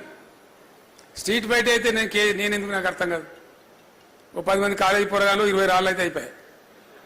4 బస్సులు వాళ్ళు కొడితే పోలీసు వాడు రానే వచ్చి పట్టుకనిపోయి ఇక లొల్లి స్టార్ట్ అయిపోయాయి, అంతే కదా. దానికోసం అయితే నేను అవసరం లేదు, స్టేట్ కోసం ఫైట్ అయితే నేను అవసరం ఉంటా. మరి ఏం చేద్దాము అని అడిగినాను. మొట్టమొదటి ప్రశ్నే అది. యూఎన్ లేకుండా, పందా లేకుండానే కదా 69లో విఫలమైనము. 69లో తక్కువ బస్సులు కాలబెట్టినామా, తక్కువ రైళ్లు ఆపినామా, తక్కువ మందిని చచ్చిపోయినామా, తక్కువ ఉద్యమం చేసినామా? చాలా గొప్ప ఉద్యమం అది కూడా. కానీ కొద్దిగా ఆ వ్యూహం లేకుండా పోవడం వల్ల దీర్ఘకాలికంగా నిలబడలేకపోయింది, తొందరగానే అయితే అవుట్ అయిపోయింది. మనం అట్లా కాదు, మొదలు పెట్టినామంటే అయితే మనం జావాలి, లేకపోతే తెలంగాణ రావాలి. కానీ ఎట్టి పరిస్థితులు ఆపద్దు. నడమల మనం చచ్చిపోతాం. ఢిల్లీలో కూడా అడిగితే చెప్పిన నేను, ఒక కాంగ్రెస్ వాడు అడుగుతుండే, నువ్వు ఎక్కువ గడబడి చేస్తావు ఏంది కేసీఆర్ అంటే, నేను చెప్పిన, అరే కేసీఆర్ పోతే ఇంకో పీసీఆర్ రెడీగా ఉన్నారు నడపడానికి. ఇలా ఉద్యమ స్థాయి ఆడికి లేచింది, నీకు అర్థమైతే లేదు మీకు. మీరు గోల్ దింపుతాం అనుకుంటున్నా, దింపలేరు, మీరు నన్ను ఖతం చేసినా దింపలేరు అని చెప్పిన. వాడు నన్ను అడిగిండు, హూ ఇస్ దట్ పీసీఆర్ అని. ఊరికి 5 మంది ఉన్నారు పోయి పీసీఆర్లు, ఎవరినైనా పట్టుకుంటావు అని అడిగాను. హానెస్ట్లీ ఇదే మాట చెప్పాను నేను. ఊరికి 5గురు అయితే పక్కా ఉన్నారు పీసీఆర్లు, ఎవరిని పట్టుకుంటావు బిడ్డ, ఇలా తెలంగాణ ఉద్యమ స్థాయి అది కాదు అని చెప్పాను. అంటే ఎక్కడనో పాతాళ లోకంలో ఉన్న తెలంగాణ, అయ్యకు కానటువంటి అవ్వకు కానటువంటి ఆగమైపోయిన తెలంగాణ ఎక్కడి నుంచి స్టార్ట్ కావాలి? మనకు డబ్బులు లేవు, నిధులు లేవు, పత్రికలు లేవు, మీడియా లేదు, అగాధంలో జగన్నాథం కొట్లాడాలి. ఇక మళ్ళా మన తెలంగాణలో జర్ర గిట్లానగానే ఒబ్బుడు, జర్ర గిట్లానగానే సగ్గుడు. అప్పుడే వెంటనే ఇక తటపల కిందడే అయిపోయింది. ఆగమాగం దెబ్బతిన్న పానాలు కదా. కాబట్టి అప్పటి నుంచి నిజాం కాలం నుంచి, జమీందారుల కాలం నుంచి కూడా అనేక బాధలు అనుభవించిన సమాజం కాబట్టి అపనమ్మకం ఎక్కువ, అవిశ్వాసం ఎక్కువ. ఉద్యమం స్టార్ట్ చేసే ముందు మీకు చాలా మందికి తెలియదు, ఉద్యమం 2001లో స్టార్ట్ అయిందని మీరు అనుకుంటారు. యాక్చువల్లీ ఉద్యమం స్టార్ట్ అయింది 99లోనే. 99 చివరి నుంచి 2000 సంవత్సరం అంతా కూడా బ్రెయిన్ స్టార్మింగ్, విపరీతమైనటువంటి బ్రెయిన్ స్టార్మింగ్, వేల గంటలు. నిమ్మ నరసింహారెడ్డి గారు ఉండే నా సహచరుడు, మా సిద్దిపేట వాసే, రాత్రి 3 అవుతుండే మాట్లాడుకుంటూ కూర్చుంటే. ఆ విధంగా వేలాది గంటలు. ఏంది లైన్, ఏంది కథ, ఏంది ఎట్లా పోవాలి, ఏ స్టేజ్కి ఎక్కడ చేరుతాం, అట్లా చేరానంటే ఏం చేయాలి, మన ఎత్తుగడలు ఏముండాలి, ప్రభుత్వాలు ఏం చేస్తాయి అని చాలా మదనపడి పాటలు రాస్తున్నాం. పాటల క్యాసెట్ తయారైంది 2000 సంవత్సరంలోనే, జెండా తయారైంది కూడా 2000 సంవత్సరంలోనే. చాలా మంది తెలియదు, 2001లో అనుకుంటారు, కాదు, ఇయర్ 2000లోనే. బాలకృష్ణనే పాడిండు పాటలు, మొదటి పాటలు కొన్ని పట్టుకొచ్చి వాంతను పాడించాడు, తను పాడిండు. అద్భుతమైన పాటలు కదా. ఒక చరణమే మొత్తం చరిత్ర చెప్పేస్తుంది. గుంటూరు జిల్లాలో గుంటేడు జాగా అడిగినామా, విజయవాడ పట్టణంలో వీసమెత్తు కోరినామా? మా తెలంగాణ వాళ్ళమంతా మేలుకున్నాము, మా తెలంగాణ మేమే ఏలుకుంటాము. అప్పుడు ఇట్లుండేటి పాటలు. ఒక 2 చరణాలలో మొత్తం తెలంగాణకు సోయి వస్తుంది మనసు పెట్టి వింటే. అంటే అంత ఆలోచన చేసింది. ఒక పాట రాయాలన్నా, ఒక మాట మాట్లాడాలన్నా, ఒక సెంటెన్స్ మాట్లాడాలన్నా కూడా చాలా జాగ్రత్తగా డ్రాఫ్ట్ చేసి మాట్లాడేది. ఒక పాట రాస్తుంటే నేను చెప్పిన సుద్దాల అశోక్ తేజ రాస్తా ఉన్నాడు, ఆయనకు రాయవస్తలేదు. మంచి రచయిత, ఈ 4 లైన్లు పడతలేవు సార్ అన్నాడు. ఏందా అంటే మన పండుగలు మనదంతా చెప్పాలి సార్, కొద్దిగా మంచిగా చెప్పాలి. ఏం పండుగలు చెప్పాలనుకుంటు నువ్వు ఇదంతా చెప్పాలనుకుంటున్నా అంటే నేను చెప్పిన ఏం లేదు రాయి, నేను చెప్తా రాయని చెప్పి. పోషమ్మ బోనాల శివసత్తులాట మనసంతమే కదా బతుకమ్మ పాట అని చెప్పింది. అటే రాసి పడేసి సూపర్ హిట్ అయింది అది. అట్లా ఇంకో పాట రాస్తున్నాం, ఇది తెలంగాణ అనే పాట. ఫస్ట్ సాంగ్ అది, అదే లేపింది తెలంగాణ అంతటి. రాసేటప్పుడు ఆనాడు ఉన్నటువంటి పరిస్థితి మీకు అర్థం కావాలని నేను చెప్తా ఉన్నా. అపనమ్మక స్థితి, ఏ కాయిక తెలంగాణ బై క్యా తెలంగాణ, ఎవరిని మాట్లాడి అదే మాటిగా దాన్ని రాయమని నేను చివరికి లైన్లు కంపల్సరీ రాయబాయ బాబా అని చెప్పి రాపించిన నేనే. సిపాయిల తిరుగుబాటు విఫలం అయ్యిందని అనుకుంటే దేశానికి వచ్చేదా స్వాతంత్రం, రాజీలేని పోరాటమే విజయం సాధిస్తుంది, ముమ్మాటికి తెలంగాణ రాష్ట్రం వచ్చి తీరుతుందని నేనే రాపించాను. ప్రజల్లో ఉన్నటువంటి అపనమ్మక స్థితిని పటాపంచలు చేసి ఉద్యమం కోసం వాళ్ళని సమాయత్తం చేయాలని చెప్పి అవన్నీ ప్రయాసాలు పడ్డాం. పిడికడంటే పిడికడే మంది, చాలా మంది ఇప్పుడు ఉన్నోళ్ళు లేరు. కరీంనగర్లో సింహగర్జన సభ పెడితే అప్పుడు హరీష్ యువకుడు, అనుభవం కూడా లేదు. సింహగర్జన సభ పెడితే ఒక్కడే మనిషి పోయాడు కూసోకి తీసుకొని పోయి దాన్ని సూపర్ డూపర్ హిట్ చేసుకున్నాం ఆ రోజు. ఆ ఎర్రటి ఎండల మే నెలలో ఆ రోజులు జ్ఞాపకం వస్తే ఒకటొకటి ఇలా కళ్ళకు నీళ్లు కూడా వస్తాయి. ఆ తదనంతర పరిణామాలలో ఎందరో మంది మిత్రులు, ఎందరో గొప్ప గొప్ప వాళ్ళు, విద్యాసాగర్ రావు గారు, కళ్యాణ్ యాదగిరెడ్డి గారు ఇప్పుడు కూడా నా పక్కకు ఉన్నారా అనిపిస్తుంది. వాళ్ళు బాధ కలిగితే దుఃఖం వస్తుంది. వాళ్ళు పాపం తెలంగాణ వచ్చే కొద్ది రోజుల ముందే చనిపోయింది. అయ్యో ఈ 4 రోజులు ఉంటే బాగుండు కదా, చూసి చచ్చిపోదురు, తృప్తి పడతారని చెప్పి మేము కూడా ఏడ్చినాం మనసులో ఎన్నోసార్లు. అంత బాధలు పడ్డాం. అట్లాంటి ఉద్యమాన్ని చాలా చాలా చాలా కష్టాలు పడి మీకు నేను చెప్పే అవసరం లేదు. కథలో మీరు కథానాయకులే చాలామంది, మీకు అన్ని తెలుసు. ఎక్కడి నుంచి ఎక్కడి తీసుకొని పోయినామో మీకు తెలుసు. అసలు ఆ ఉద్యమ రూపాలు యాడ్ చేసుకుంటూనే ఒళ్ళు పులకరిస్తుంది. పిలిపిస్తే వచ్చుడే లక్షల మంది, వేల మంది జనం రోడ్ల మీదకి. వంట వార్పు అంటే పోయి వెట్టుడే రోడ్ల మీద. ఎక్కడికక్కడ అసలు మామూలు ఉద్యమం కాదు అది. ప్రజల్లో విశ్వాసం పాదుకొలిపి ప్రజలు నింబడేసుకొని చాలా బ్రహ్మాండమైనటువంటి ఒక ఉద్యమ రూపాన్ని ఒక పక్కన, దానికి రాజకీయ స్వరూపాన్ని మరో పక్కన. మొదలైన నా మున్న పదవులను ఇసిరి కొట్టి స్టార్ట్ చేసిన మూమెంట్. అంతకుముందు ఏంటంటే వీళ్ళు 2 బదనాములు పెట్టే తెలంగాణ మీద. తెలంగాణ దుకాణం స్టార్ట్ కాగానే వీళ్ళు రాజకీయ నిరుద్యోగుల పదవుల కోసం పెట్టిండ్రు అని ఒకటి, ఇక పైసలు వసూలు చేసే దుకాణమే అని 2. అంటే దీన్ని మలినపరచాలి. తెలంగాణ ఉద్యమం అంటేనే హీనం, బేకారు ముచ్చట అనేటట్టు ప్రచారం చేయాలన్నటువంటి కుట్రలు జరిగేటి. దాన్ని తిప్పికొట్టడానికే నా పదవులను రాజీనామా చేసిన, ప్లస్ ఒక స్టేట్మెంట్ ఇచ్చిన నేను ఆ రోజులలో. ఉద్యమం పేరిట ఎవరిని డబ్బులు అడగద్దు, ఎవరైనా అడిగితే దయచేసి నాకు ఫోన్ చేయండి అని చెప్పి నేను ఫోన్ నంబర్ కూడా ఇచ్చాను. అంటే ఉద్యమ పవిత్రతను పెంచడానికి, అపనమ్మక స్థితి నుంచి తెలంగాణ సమాజాన్ని బయటపడేయడానికి ఇవన్నీ కూడా ఎత్తుగడలు అవలంబించి తీసుకొని వచ్చినాం. రాజకీయ స్వరూపం ఇచ్చినాం కాబట్టి ఉద్యమానికి పర్మనెన్సీ వచ్చింది, శాశ్వతత్వం వచ్చింది. హింసకు తావులేదు, విధ్వంసానికి తావులేదు, ప్రభుత్వాలు మనల్ని ముట్టుకోలేవు, పట్టుకోలేవు. చాలా బ్రహ్మాండంగా కొండా లక్ష్మణ్ బాపూజీ గారు ఉండే, ఆయన పాపం ఆశ్రయం ఇచ్చాడు ఆఫీస్ పెడతామంటే. కుట్రతోనే ఆయన బిల్డింగులో కొట్టిండ్రు, మన సామాన్లను తీసి రోడ్డు మీద పడేసారు. అంటే తెలంగాణకే తెలంగాణలో జాగా దొరకని ఆఫీస్ దొరకని అనేటువంటి పరిస్థితి. ఆఫీసు పెడదామంటే వాళ్ళకి బెదిరించుడు. మనోడు పోయి చూసి రావాలి, వెంటనే ఇంటెలిజెన్స్ పోలీస్ టెలిఫోన్ రావాలి, నువ్వు సీఎం దృష్టిలో వస్తావు సుమా, అట్లా సుమా ఇట్లా సుమా అని బెదిరింపులు. వాటి నడుమ ఉద్యమానికి ఒక వ్యూహం పెట్టుకున్నాం కాబట్టి, తెలివిగా పోయినాం కాబట్టి, ప్రజాస్వామిక పందాలు పోయినాం కాబట్టి, అహింసతో పోయినాం కాబట్టి, కొండా లక్ష్మణ్ బాపూజీ ఇంట్లో నుంచి మన సామాన్లు రోడ్డు మీద గిరాటేస్తే ఇగో ఇంత ఎత్తైన తెలంగాణ భవనం కట్టుకున్నాం.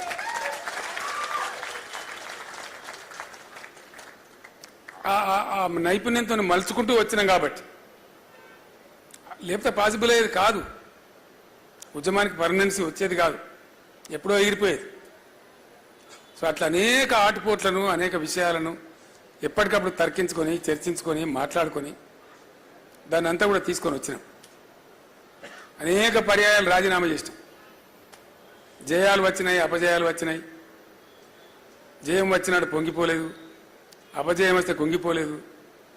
సరే, దాన్ని మలుచుకుంటూ మలుచుకుంటూ మలుచుకుంటూ మలుచుకుంటూ పోయినాం. చివరికి చాలా చాలా చాలా ప్రయాసపడి రాష్ట్రాన్ని సాధించుకున్నాం. ఆ సాధించుకొని రాష్ట్రం అపాయింటెడ్ డే వచ్చిన రోజే ఈ రోజు, ఈ జూన్ 2. ఇట్లా తెలంగాణ రాష్ట్రం వస్తుంది, 10 సంవత్సరాలు నిండుతాయి, దశాబ్ది ఉత్సవాలు కూడా జరుపుతారు అని ఎవడు కూడా అన్నాడు. కళ కూడా లేదు కనీసం. There was no dream even, నన్.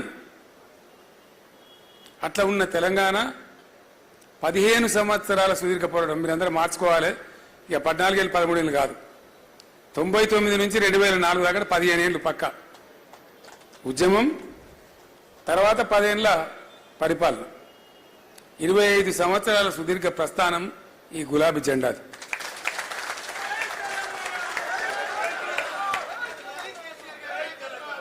అయితే వాడోడు వీడోడు పాపం అవగాహన ఉన్నోడు లేనోడు బీఆర్ఎస్ కథమే చేస్తాం బై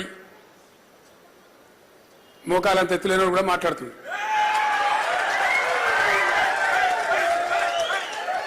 అట్లా కథమవుతుందా? గంట అల్గా కథమవుతుంది. ఇంత వ్యవస్థీకృతమైన పోరాటం, ఇంత ఏర్లు, 25 సంవత్సరాల వృక్షం కదా బీఆర్ఎస్ అంటే. ఒక రోజు కాదు కదా, ఒక మహా వృక్షం అయిపోయాయి, ఒక సముద్రం అయిపోయాయి. అసెంబ్లీ ఎన్నికలు మనం ఓడిపోయినాం. సరే, కొంత నైరాశ్యం వస్తుంది కదా సహజంగానే. ఎక్కడ వాళ్ళు అక్కడ ఉన్నాం 4 రోజులు. మళ్ళీ నేను బస్ ఎక్కితే మళ్ళీ అదే గర్జన, అదే కథ. ఎక్కడక్కడ లేచి దద్దరిల్లే పరిస్థితి. అంటే విషయం ఏంటంటే, అంత రూట్స్ ఉన్నటువంటి, అన్న పునాదులు ఉన్నటువంటి ఇవి వచ్చేటివి టెంపరీ సెట్ బ్యాక్స్, చాలా చిన్న విషయాలు. ఇవి సహజంగా వస్తుంటాయి, చాలా జరుగుతాయి ఇట్లా హిస్టరీలో మనం చూస్తే.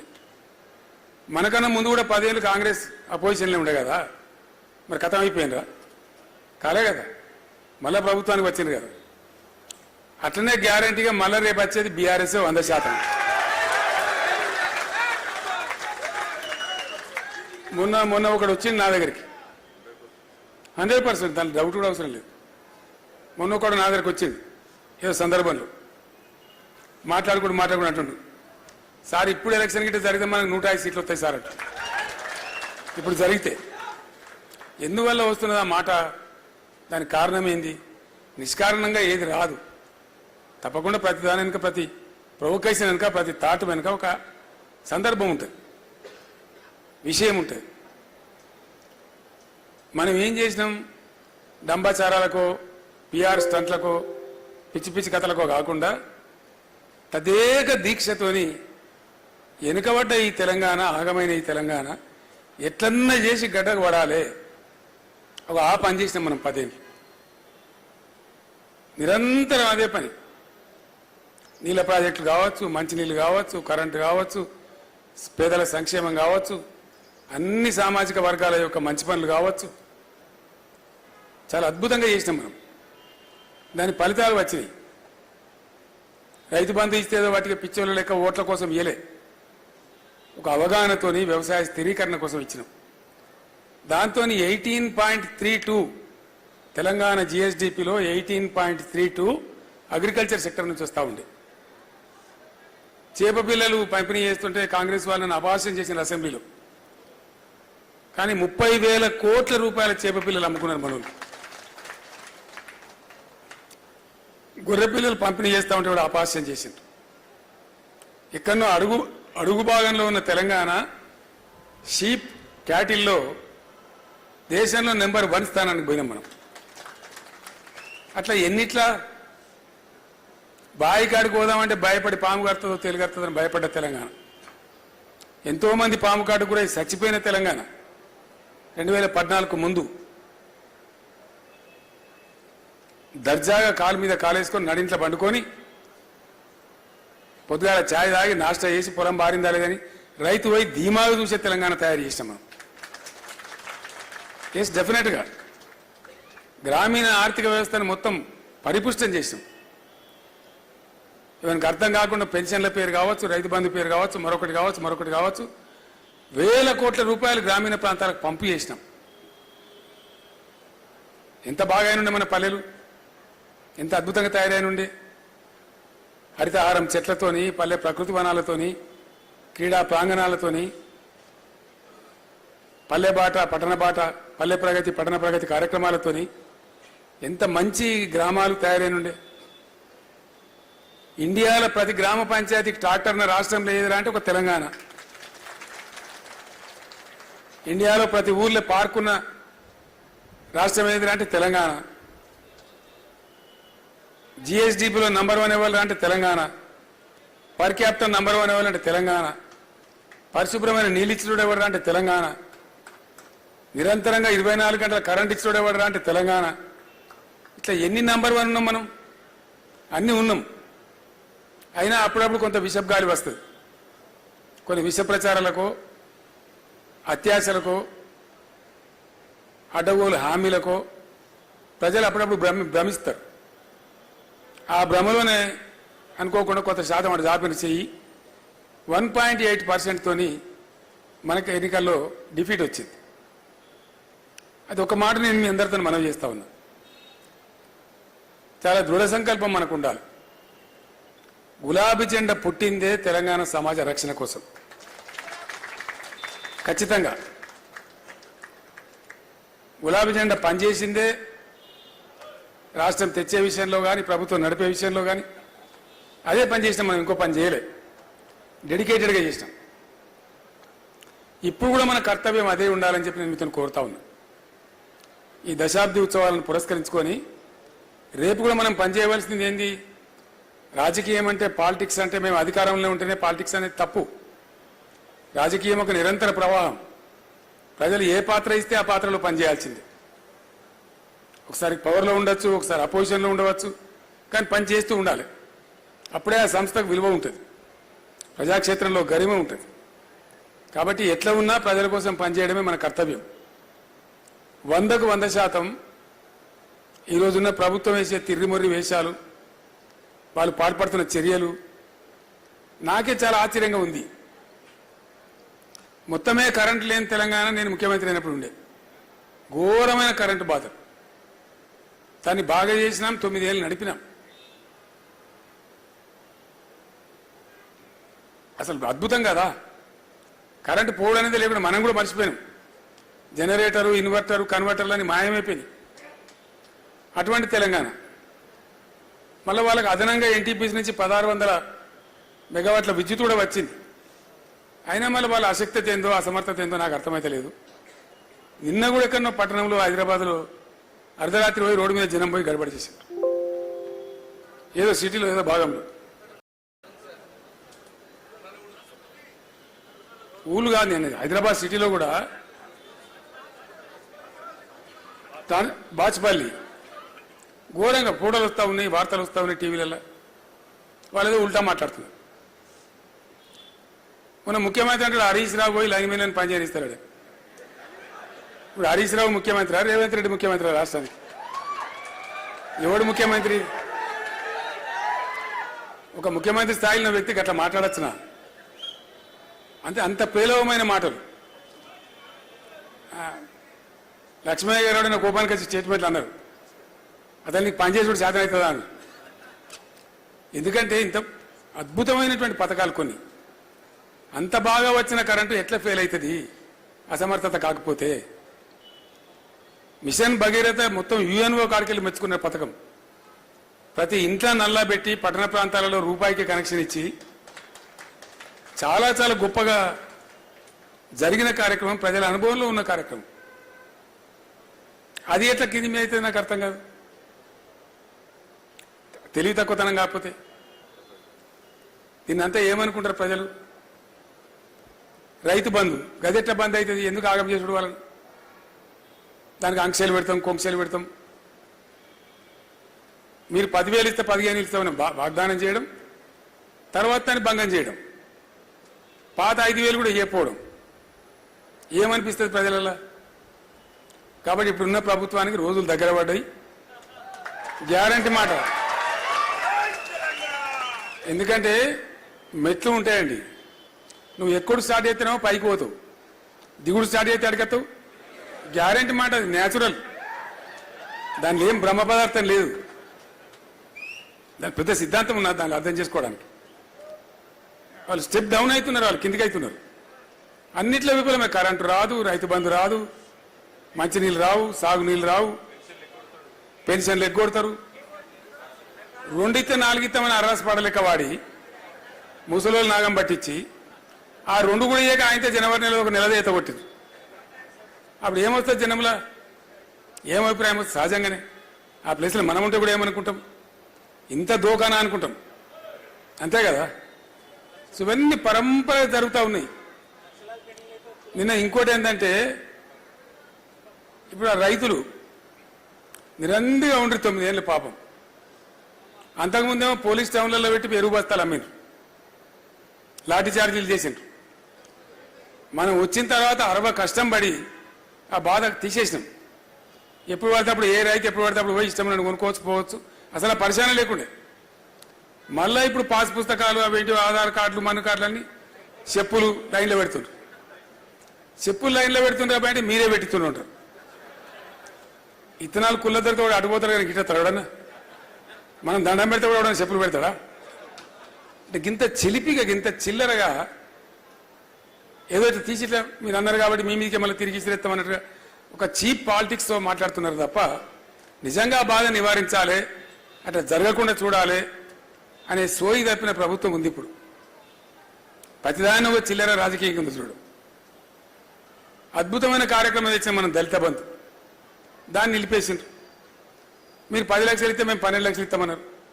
ఇలా దాని ఆతా లేదు, పతా లేదు, అడిగిన లేడు, పడుచుకున్న లేడు అని ప్రతి వాళ్ళు అందరి కోపం వస్తున్న కారణం ఏంటంటే, ఒకళ్ళు కాదు యావత్తు తెలంగాణ సమాజానికే మోసం. గీత కార్మికులు ఉండి మొత్తం బంద్ పెట్టిన రంగారెడ్డి జిల్లాలో అంతకుముందు ప్రభుత్వం కళ్ళు దుకాణాన్ని బంద్ పెట్టింది. ఉద్యమంలో నేను చెప్పిన తెలంగాణ వచ్చిన తెల్లారి మొత్తం తెరిపిస్తాను, బ్రహ్మాండంగా తెరిపించినాం. ఇక్కడ హైదరాబాద్ వాళ్ళకి కాదు, మన ఊళ్ళలో ఉండే గౌడ మిత్రులకు కూడా పని దొరికింది, బతికింది. మనం చెట్ల రకం మాఫ్ చేసినాం, కోట్లాదిగా ఈత తాటి వనాలు పెంచినాం. ఎందుకంటే ఒక వృత్తి ఆ కార్మికులు బతకాలని మనకు సోయి ఉండే కాబట్టి. ఇవాళ కళ్ళు డిపోల మీద దాడులు అంటే బతకనిస్తలేరు వాళ్ళని, ఎందుకో నాకు అర్థమైతలేదు. భయంకరమైన దాడులు వాళ్ళ మీద. గీత కార్మికులంతా మొత్తుకుంటా ఉన్నామని నాకు 4 పెద్ద మనుషులు కడితే చెప్తున్నారు, ఇదేం దౌర్జన్యం సార్ తీసారా, మీరు నోరు తెరవాలంటే తెరుస్తాం, ఎన్నుకోకుంటాం. మా నాయకులు లేరా, మా గౌడ నాయకులు లేరా, మొత్తం మాట్లాడతాం, అవసరమైతే యుద్ధం చేస్తామని చెప్పిన, మీ తెలుగు రాకుండా చేస్తామని చెప్పిన. జైల్లో పెట్టుడు, కేసులు పెట్టుడు, వాళ్ళేం దొంగ పని చేసేవాళ్ళు కాళ్ళు అమ్ముకొని బతారు, అంతకుమించి పెద్ద దొంగ పని చేసేవాళ్ళు కాదు. మళ్ళీ వాళ్ళు కోటీశ్వర్లు కాదు, స్మగ్లర్లు కాదు. ఉన్న చెట్లు, దేవుడిచ్చిన చెట్లను గీసుకొని ఊళ్ళో కాళ్ళు అమ్ముకొని బతారు. నిజంగా కళ్ళు దాగి చచ్చిపోవడం ఎందరండి? నేను ముఖ్యమంత్రి ఉన్నప్పుడు కూడా మాట్లాడితే నేను అడిగిన, ఒక హోటల్ ఉన్నది, వానికో 50 మంది గిరాకీ ఉన్నది పర్మనెంట్. ఆ గిరాకీ ఉండాలని కోరుకుంటాడా, పోవాలని కోరుకుంటాడా? వాడు వాళ్ళకి కలుస్తాం చేస్తాడా? సేమ్ కళ్ళు గీత కార్మికుడు కూడా అదే పని.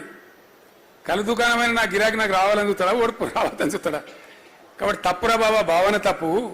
ఆ గీత కార్మికుల మీద లేని బదనాం పెడుతున్నారు మీరు. వాళ్ళు బతకడం కోసం పనిచేస్తారు తప్ప సమాజానికి అది పోసి బతారు తప్ప ఎవరు రాకుండా చేసుకుని మందిని చంపి బతకాలని ఆలోచన వాళ్ళకెందుకు ఉంటుంది? ద వెరీ ఐడియా ఇది రాంగ్ అని చెప్పింది. అట్లా 10 సంవత్సరాలు మంచిగా ఉండ్రి, చెట్ల రకం తీసిన మంచిగా దర్జాగా ఉండ్రి ఉన్నగాడికి. వాళ్ళ మీద ఇప్పుడు దెబ్బ తాలుగానోడే లేడు. ఇప్పుడు గొల్లల స్కీమ్ బంధు. మా బాలరాజు యాదవ్ ఉన్నప్పుడు డామ్ డూమ్ అని మస్తు మాట్లాడింది, ఆయనతో బంద్ అయిపోయింది, ఖతమైపోయింది. ఇప్పుడు డిపాజిట్లు వాపసు ఇస్తాను. దళిత బంధు డబ్బులు మనం వేసినా మన గవర్నమెంట్ వేసినా కూడా ఫ్రీజ్ చేసిండ్రు. వాళ్ళకి పడ్డ డబ్బులు కూడా వాపసు తెప్పించుకున్నారు. ఇక పల్లె ప్రగతి పట్టణ ప్రగతి మొత్తం సర్వనాశనం అయిపోయింది. ట్రాక్టర్లకు జీతాలు లేవు, డీజిల్ లేదు. గ్రామాలు మళ్ళీ మురిక్కుపాలు అవుతున్నాయి, పట్టణాలు మురిక్కుపాలు అవుతున్నాయి. ఇంటిగ్రేటెడ్ మార్కెట్లు మంజూరు చేస్తే నిలిచిపోయినాయి. స్పెషల్ ఫండ్స్ నేను సీఎం ఉన్నప్పుడు మంజూరు చేస్తే అన్ని రద్దు చేసిండ్రు. ఇక దవాఖాన్ల పరిస్థితి మరీ దారుణం తయారైపోయింది. మనం కేసీఆర్ కిట్లు పెట్టిన తర్వాత ఆ దోపిడీ నుంచి విముక్తి అయి పేద ప్రజలంతా సర్కార్ దవాఖాన్లో లైన్ కట్టేది. మళ్ళీ ఇప్పుడు బంద్ వెనకపోతా ఉన్నారు. అంటే రివర్స్ అవుతా ఉంది. అదంతా కూడా ఈ పరిణామాలన్నీ ప్రతిరోజు తెలంగాణ సమాజంలో చర్చ జరుగుతున్నాయి, గ్యారంటీగా జరుగుతున్నాయి. మళ్ళీ ఇప్పుడు అంటున్నా, అయ్యో అన్నంలో మనం పోసుకున్నట్టు అయిపోయాయి, ఎంత పని అయిపోయాయి, అనవసరంగా కేసీఆర్ ఓడగొట్టుకుంటుంది, బీఆర్ఎస్ ఓడగొట్టుకుంటుంది అని ముచ్చట్లు బయలుదేరుతున్నాయి. జనరల్గా ఇంత తొందరగా బయలుదేరదు, ఇంత తొందరగా ఏది కూడా బయలుదేరదు. బయలుదేరిందంటే దాని అర్థమైంది, అనతి కాలంలోనే ఈ ప్రభుత్వం అప్రతిష్ట పాలవుతుంది, ప్రజాగ్రహానికి గురవుతుంది. రిప్లేస్మెంట్ ఇవ్వాలంటే మళ్ళీ మనమే కనపడేది, మనమే. ఇంకోళ్ళతో కాదా పని. ఆ కళ్యాణ లక్ష్మి బంధు, తులం బంగారం బంధు అన్ని బందే, రుణమాఫీ బంధు, చేనేతల బంధు అన్ని బందే. ఏది జరుగుతలేదు. మరి ఏం జరుగుతుందని అంటే ఏమని తెలుస్తుంది. అది బంద్ అయినందుకు ఇంకేమైనా మంచి జరగాలి కదా. అదేం జరుగుతుంది, ఏం జరుగుతలేదు. మొత్తం మీద అది జరుగుతుంది. సో ఇదంతా క్యుములేటివ్గా ఏమవుతుంది, బాంబు వేలినట్టు వెళ్తుంది. సమయం వచ్చినాడు. ఆ సమయం కూడా ఎక్కువ దూరం ఉంటుందని నేను అనుకుంటలేను. కారణాలు అట్లున్నాయి. డెఫినెట్గా మంచిగా ఉన్నాయి. మన పార్లమెంట్ ఎలక్షన్లు ఏం ఫలితాలు వస్తాయో చూద్దాం. ఇవాళ మిత్రుడు నవీన్ రెడ్డి గెలిచిండు. ఇంత సప్ప కొడతారు సప్పట్లు. నవీన్ రెడ్డి గెలిచిండు. మహబూబ్నగర్ జిల్లా నాయకులందరూ కూడా నేను ధన్యవాదాలు తెలియజేస్తా ఉన్నా. పట్టుబట్టి జట్టు కట్టి బ్రహ్మాండమైన విజయం చేకూర్చిన పార్టీకి. ఇంకొక ఎమ్మెల్సీ కూడా పెద్ద హీరోయిక్ గెలవబోతున్నాడు, రాకేష్ రెడ్డి. ఆ రిజల్ట్ డిక్లేర్ అయిపోయింది. అది ఎవరిని అడిగినా చెప్తున్నా, మీ వాడు ఫస్ట్ కౌంట్లోకి ఎత్తాడు సార్. లోకమంతా ఒకటే పాట, అది గెలుస్తాం. ఈ నడమల పార్లమెంట్లో ఏమవుతుందో చూద్దాం. ఎన్నైనా రావచ్చు. ఓట్ల శాతం కూడా ఉంటుంది కదా మనకు వచ్చేది. ఒకడు మనకు 11 వస్తాయని చెప్పిండు, ఇంకోటి 1 వస్తుందని చెప్పిండు, ఇంకోటి 2 నుంచి 4 వస్తాయన్నాడు. ఇది పెద్ద గ్యాంబ్లింగ్ లాగా అయిపోయింది. దాని మీద సట్టా బజారు, శర్తులు కట్టుడు, బేటీలు కట్టుడు, ₹1 చేతులు మారుడు, ఇదో పెద్ద గోల్మాల్ కంపెనీ అయిపోయింది. సరే చూద్దాం. డెఫినెట్గా మంచి స్పందన ఉండే ప్రజలలో, బస్సు యాత్రలో మంచి ఫలితాలు రావాలి. ఎంతవరకు వస్తామో చూద్దాం. ఎట్లా వచ్చినా బాధ లేదు. మనకు 11 అయితే పెద్ద పొంగి చేసేది లేదు, 2, 3 అయితే కుంగిపోయేది లేదు. ఎట్లా వచ్చినా పరిస్థితి ఎట్లా ఉన్నా తెలంగాణ రక్షణ కవచం బీఆర్ఎస్. ఈ రాజకీయ ఫలితాలు వస్తూ ఉంటాయి, పోతూ ఉంటాయి. మహబూబ్నగర్లో గెలిచినాం మనం. ముఖ్యమంత్రి సొంత జిల్లా, ఆయనే ప్రకటించిన మేము 200 మెజార్టీతో గెలుస్తామని. మనం 100తో గెలిచినాం. 111 ఫైనల్, 111తో గెలిచినాం. అంటే ఇంత మాత్రాన మనం పొంగిపోయే అవసరం లేదు. కాబట్టి ఎప్పుడైనా జయాపజయాలు నిరంతరంగా వస్తూ ఉంటాయి, పోతూ ఉంటాయి. అవి ఆయా పరిస్థితులను బట్టి ఉంటాయి. కానీ మన ప్రయాణం మన ప్రస్థానం కొనసాగుతుండాలి. మన కర్తవ్యం ఒకటే, దయచేసి నేను కోరుతున్నా. ఇప్పుడు కట్టె బంద్ చేసి చాలా రోజులు అయితే నిలబడి మాట్లాడడం పర్లేదు. సో నేను కూడా మంచిగా దురస్థ అయిపోయాను, ఇప్పుడు ఏం బాధ కూడా లేదు. పోదాం, ఇంత దూరమైన పోదాం. చాలా అద్భుతమైన కొత్త నూతన ఉద్యమ పంద ఆవిష్కరించాల్సిన అవసరం ఉంది. ఇప్పుడు కొత్త ఉద్యమ పంద మనం పట్టాల్సి వస్తుంది. ఎందుకంటే ప్రజలను కాపాడుకోవాలి, ప్రజల కోసం పనిచేయాలి, ప్రజల హక్కుల కోసం పనిచేయాలి. వాళ్ళ ఆశలు అడియాశలు కాకుండా మనం కాపలాదారులుగా ఉండాలి. ఇంతకు మించిన వేరే కర్తవ్యం మనకు లేదు. తెలంగాణ ప్రజల ప్రయోజనాల పరిరక్షణనే బీఆర్ఎస్ ప్రథమ కర్తవ్యం. దయచేసి రాజకీయ ఫలితాలు మిగతా వాటితోనే ఆగమాగం కాకుండా, వాటి కోసం పిచ్చి పిచ్చి కాకుండా బ్రహ్మాండమైన ఉజ్వలమైన భవిష్యత్తు ఉంటుంది. మనకు భవిష్యత్తు మనకు కాదు, తెలంగాణ రాష్ట్రానికి ఉంటుంది, తెలంగాణ ప్రజలకు ఉంటుంది. వీళ్ళు చేసే తప్పులు మళ్ళీ సరిదిద్దాలి, మళ్ళీ మంచిగా చేయాలి. అది ఎవడో చేయడం ఎవరి నుంచి కాదు, లోతు తెలిసిన వాళ్ళు మనమే. కాబట్టి మన మీదనే ఆ కర్తవ్యం బాధ్యత ఉంటుంది. కాబట్టి ఈ దశాబ్ది మనకు ఒక స్ఫూర్తి కావాలి.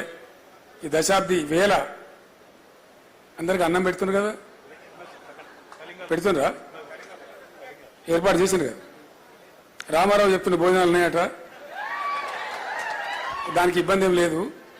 సో ఇంకా 10 నిమిషాలు ఎక్కువ మాట నడుస్తుందని మాట్లాడుతున్నాను నేను. ఈ భోజనం గ్యారెంటీ ఉంది కాబట్టి బాధ లేదు. కాబట్టి మీ అందరితో కూడా నా ప్రార్థన ఒకటే, ఉద్యమ ప్రస్థానం, ఉద్యమ ప్రారంభమైన రోజులు కావాలని మీకు నేను గుర్తు చేసిన. గంత కఠినమైన సమయంలో, అటువంటి పరిస్థితులలో ఉద్యమాన్ని ప్రారంభించి గొప్ప విజయం సాధించి రాష్ట్రాన్ని సాధించి పెట్టిన సంస్థ మన సంస్థ. ఈ రాజకీయ జయాపజయాలు మనకు లెక్క కాదు. మనం కూడా 2 టర్ములు గెలిచినాం, ఎంపీలు గెలిచినాం, అన్ని చేసినాం. మళ్ళా వస్తుంది గెలిపి ఆడికి పోదు. కాబట్టి మీ అందరితో నేను ప్రార్థించేది ఒకటే, దయచేసి ఎట్టి పరిస్థితులలో ముక్కవోని దీక్షతోని తెలంగాణ ప్రయోజనాలే ముఖ్యమైనటువంటి కేంద్ర బిందువుగా మనం పనిచేయాలి, పురోగమించాలి. అదే మన కర్తవ్యం. ఆ ఆశలు తెలంగాణ ప్రజలకు కూడా మన మీద ఉన్నాయి. నిన్న నేను మిమ్మల్ని అందరినీ యాత్ర బయలుదేరదీసి, ఇది క్యాండిల్ ర్యాలీ, నేను వాపసు వస్తున్నా. ఇంటికి వాపసు వస్తుంటే ప్రతి కార్లకి ఇట్లా డబల్ థమ్స్ పెట్టి ఇట్లా చెప్తున్నారు. ఒక ఆటో డ్రైవర్ అయితే ఉరికొచ్చి నా దగ్గరకు వచ్చి నా కారు కొట్టి, సార్ మళ్ళా మనమే గెలుస్తున్నాం, నువ్వేం భయపడక, మేము అందరం ఉన్నాం. ఆటో డ్రైవర్, నేనే ఆశ్చర్యపడతా ఉన్నా, ఆవేశం ఉరికొచ్చి చెప్తా ఉన్నాడు. సో కాబట్టి సమీప భవిష్యత్తులో మళ్ళా పాలన మన భుజాల మీద పడుతుంది, అన్న డౌట్ కూడా అవసరం లేదు. వీళ్ళతో ఏమీ కాదు, మన్ను కూడా కాదు నేను చెప్తున్నా. చిల్లర రాజకీయాలు తప్ప గొప్ప వ్యూహకర్తలు కూడా కాదు. గెలిచినామని వాళ్ళే చేయికి చూసుకున్న గెలిచినామని నిజంగానే అంత అపనమ్మక స్థితిలో అనుకోకుండా గెలిచిన గెలుపును ఎట్లా మలుచుకోవాలో వాళ్ళకి తెలుస్తలేదు పాపం. చిన్న మాట కదా, ఏ కొద్దిగా తెలివి ఉన్నా కూడా పోయిన గవర్నమెంట్ కరెంటు మంచిగా ఇచ్చింది కదా, ఇండియా అంత తెలుసు కదా, దాచిపెట్టే లెక్క కాదు కదా. ముఖ్యమంత్రి కొద్దిగా బుద్ధి ఉంటే, మంత్రివర్గానికి బుద్ధి ఉంటే కరెంటు వాళ్ళని పిలిచి మొన్నటిదాకా ఎట్లా నడిచిందో అట్లా నడిపిరాబాయ్ అంటే అయిపోతుండే, అంతే కదా. ఎందో అధికం శాతాలకు పోయి కొండంగా శాతాలు చేస్తామని వీని వీకేసి వాని చేసేసి మా తరహా చూపిస్తామంటే వాళ్ళ తరహా ఇప్పుడు వాళ్ళ లాగు వాళ్ళు కొట్టే కొడుకు వస్తాను, అంతే కదా. ఊకుంటారా ప్రజలు? నిన్న రాత్రి ఎందుకు పోయినరు బాచుపల్లిలో, ఇంకో చోట చందానగర్లో? వస్తారు కదా ప్రజలు, ఆవేశం వస్తే ఆగుతారా? ఎవడు ఆపుతాడు? మనం ఆపిన ఆగరు, మన కంట్రోల్లో కూడా ఉండరు కోపం వస్తే. కాబట్టి ఆ పిచ్చి పనులు, ప్రజా వ్యతిరేక చర్యలు వాళ్ళు ఎంత చేస్తే అంత వెకిలితనం మకిలితనం వాళ్ళకే అంటుకుంటుంది. మీరేం భయపడే అవసరం లేదు, బాధపడే అవసరం లేదు. వీళ్ళతో అంతగానో గొప్ప కార్యక్రమాలు అయితే నేను కూడా అనుకుంటలేదు. 6 నెలలు అవుతుంది ప్రభుత్వం వచ్చి, ఒక్కటన్నా పాలసీ, ఇగో ఇది మా వ్యవసాయ పాలసీ, ఇగో ఇది మా ఇండస్ట్రియల్ పాలసీ, ఇగో ఇది మా ఐటీ పాలసీ, ఇది మా పలాన్ పాలసీ అని ఏదన్నా ఒకటి ఏడవాలి కదా. ఒక్కటన్నా ఏ ఒక్క పాలసీ అన్న ప్రకటించిన ప్రభుత్వం? అంతా వాటి కాయగూడు ముచ్చట్లు, సాయి సంసారి, లచ్చి దొంగ, గిదా. ఒక బాధ్యత గల ప్రభుత్వం వస్తే ఏం మాట్లాడాలి? నాకు బాగా గుర్తున్నది, మొట్టమొదటి క్యాబినెట్లోనే 42 నిర్ణయాలు ఇచ్చినాం మనం. బీఆర్ఎస్ ప్రభుత్వం ఏర్పడినాడు ఫస్ట్ క్యాబినెట్లో. 42 నిర్ణయాలు ఇచ్చింది.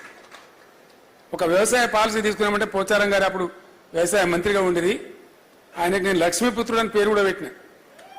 నీ పీరియల్నే బ్రహ్మాండంగా అయితే వ్యవసాయం అని చెప్పి అట్లా తీసుకొని పోయినాం. గొప్ప రిజల్ట్ సాధించినాం. పంజాబ్ను తలదన్నే అంత ధాన్యం పండించినాం.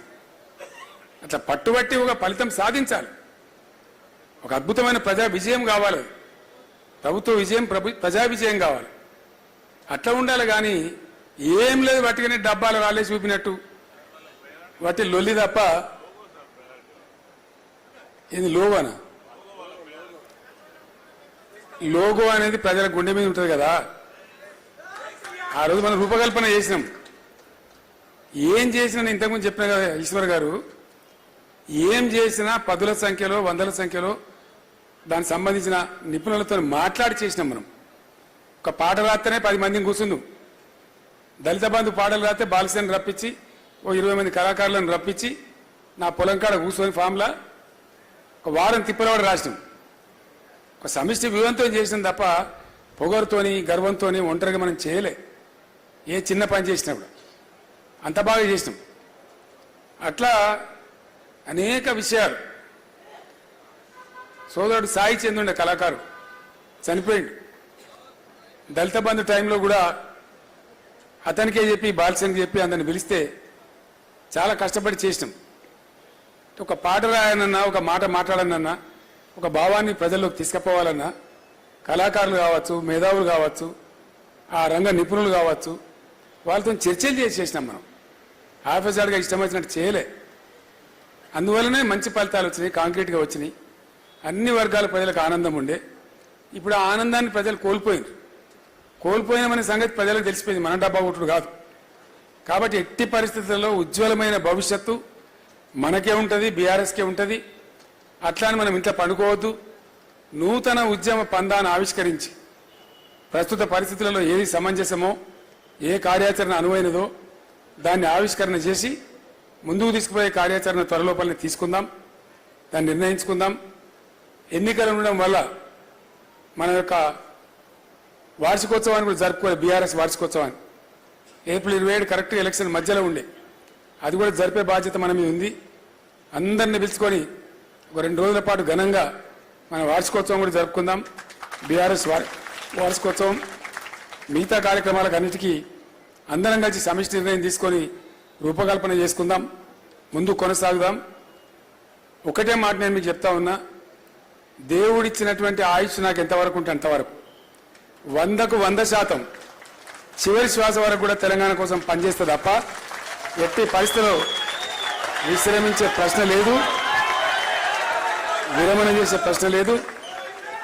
తెలంగాణ ప్రజలకు కూడా ఈ వేదిక నుంచి నేను హామీ ఇస్తా ఉన్నా, ఈ పార్టీ పుట్టిందే మీకోసం, ఈ పార్టీ ఉన్నదే మీకోసం.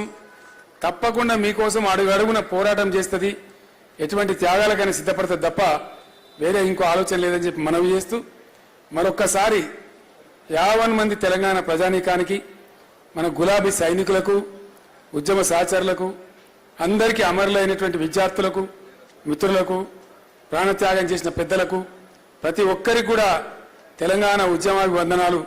ఈ దశాబ్ది ఉత్సవ వేడుకల సందర్భంగా వందనాలు తెలియజేస్తూ నేను విరమిస్తా ఉన్నా. జై తెలంగాణ, జై తెలంగాణ. ధన్యవాదాలు. తెలంగాణలో దుర్మార్గులు ఎక్కువ కదా, వాడు ధనలో రిజిస్ట్రేషన్ చేసి వాడు మొదలు పెట్టింది దుకాణం. వాడు ఏం చేయలేదు, సమాచారం ఏం చేయలేదు. యాక్చువల్లీ పోతుగల్ అని ఒక ఊరు ఉంటుందండి, ఆ పోతుగల్ ఊరు పక్కనే